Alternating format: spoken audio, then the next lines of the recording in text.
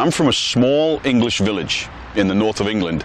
Someone bought a yellow Boss Mustang, and suddenly you would see that daily rumbling around our tiny village, and it had a flat black hood, bright yellow paint, and as a young car crazy kid, there was nothing cooler than when we saw that car rumble through town. It was like twice the size of most of the other cars in the village, and it sounded 5 times louder.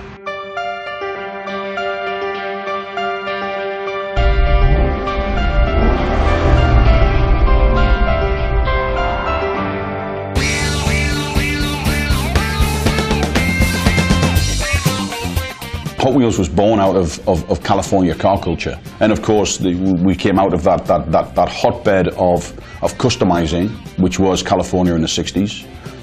We were all about raked stance, chrome exhausts, engine bulges and engines coming out the hood, and a huge percentage of those first Hot Wheels cars were based on the contemporary muscle cars of the era, of which the Mustang was right at the forefront, you know.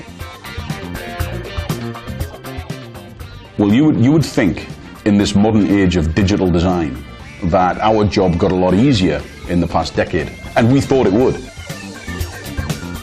When Ford started telling us they could send us CAD files, we were like, great, get the shrinking machine out, right? We thought we would just manipulate those files and we would end up with toy cars and we would have such efficiencies, and it doesn't work like that. Because when you shrink a car, a lot of the proportions which work when it's full size change completely. So when you shrink a car, it tends to get very skinny. Sometimes the glass house can look too tall or too low, the wheels can get very small, the whole thing falls apart aesthetically, and we actually rebuild the cars completely.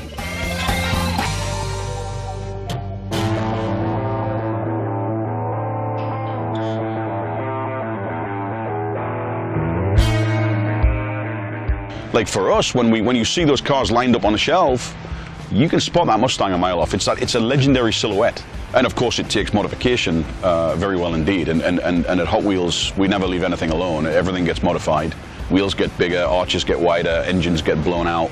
And the Mustang is just a perfect platform for Hot Wheels creative to get stuck into.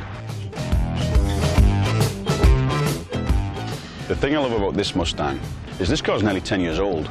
And yes, it's got the wide body kit and it's got the wrap, but when we drive this down the road, it still stops traffic. People still just stand and stare at the thing. And okay, it's supercharged and it's got a big exhaust on it, and it sounds like, you know, Armageddon when you fire it up. It's timeless. It's just a badass American muscle car.